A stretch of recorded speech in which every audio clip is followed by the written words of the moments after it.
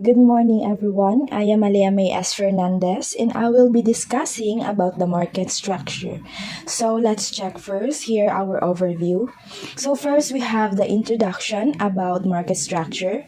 Next is the features of market structure, and lastly we'll also tackle about the types of market structure. So ano nga ba ang market structure?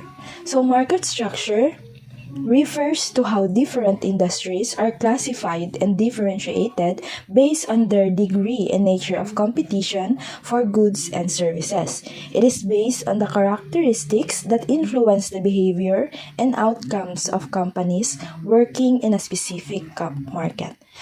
A market structure is an economic environment where a business operates. It can describe how competitive the industry is by considering factors like how challenging it is to enter the industry and how many sellers participate.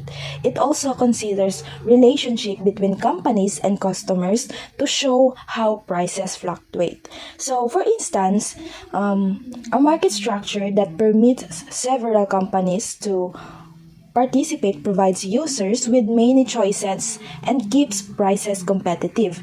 If an industry only features one company, it may be less competitive and require government regulations to maintain fair prices. So, one of the features of market structure is first is seller entry barriers. So seller entry barriers or how hard it is for a new company to emerge within the market. So second is the seller exit barriers. So seller exit barriers or how hard it is for a new company to leave the market. So third, the degree to which company products are homogeneous or differentiated or paano sila nagkakaiba at nagkakatulad. So number 4, we have the numbers of the numbers of companies in the market.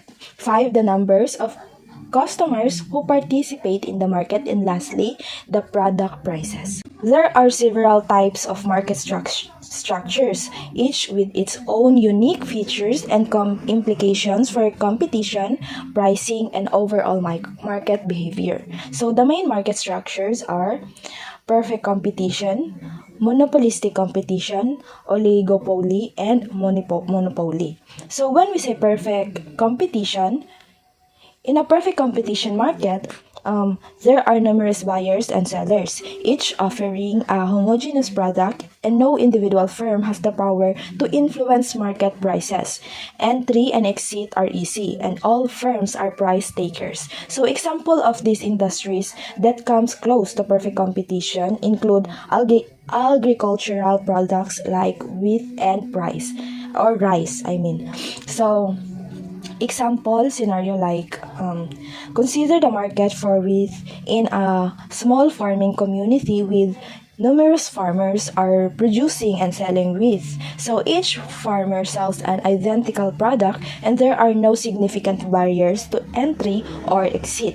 So the price of wheat is considered or determined solely by market forces and no individual farmer has any influence on the market price. If a farmer tries to charge a higher price, buyers can easily switch to purchasing from other farmers selling and the prevailing market price.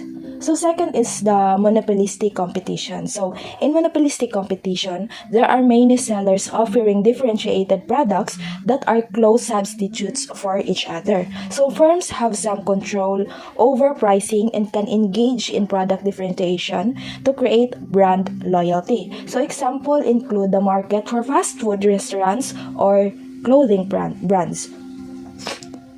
So, example, consider the fast food industry. So, where several chains offer similar but slightly different products and branding. So, each fast food chain has a degree of pricing power and can differentiate its offerings through unique menus or advertising and ambience. So, customers may have preferences for specific chains based on these differences, which gives firms some ability to influence prices within certain limits.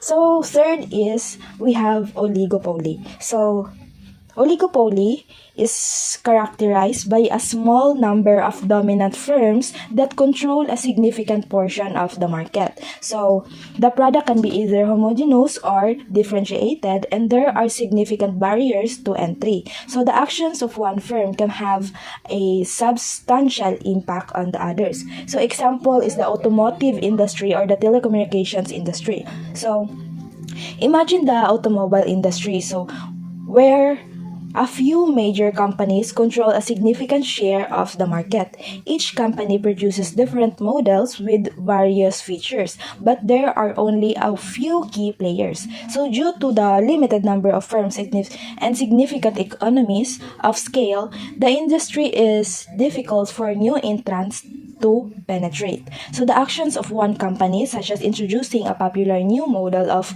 changing pricing strategies, can trigger reactions from the other major player. So lastly, we have the monopoly. So monopoly occurs when there is a single supplier dominating the entire market. So having no close substitutes and significant barriers to entry prevent other firms from entering the market.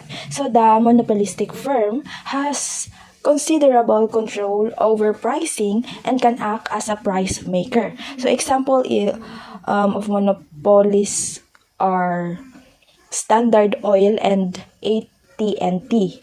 So example, consider a local water utility company that has been granted exclusive rights to provide water services in a specific region. So, as a sole provider, it has no direct competitors and can set water prices without fear of being undercut by others. So, customers have no choice but to purchase water from the company or from this company, giving it a considerable level of market power. So,